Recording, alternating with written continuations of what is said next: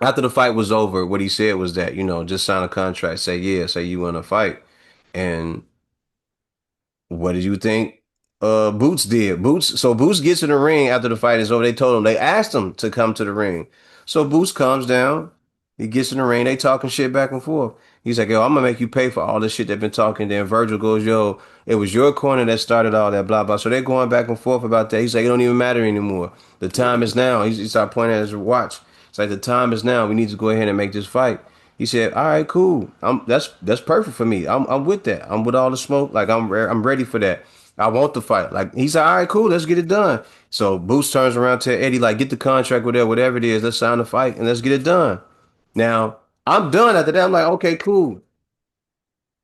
Right? I heard everything I needed to hear. I log off there. I started watching, for those who don't know, Predator and Aliens is like some of my favorite movies. I always like watching those and everything. The movie that they just put out, The Badlands, is pretty damn good. They did a yep. good job with that. The costumes and everything, the effects was on point. I enjoyed that. So I log on to uh social media. I get on YouTube, Instagram.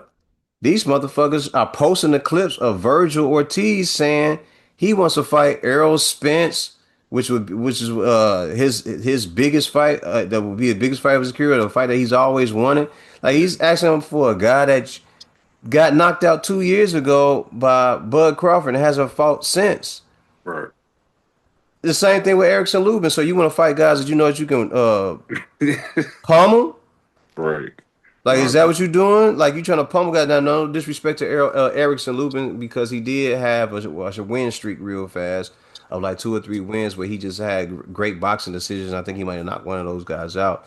But you want to pummel, beat up, put the bing bangs on a guy who ain't fought yet.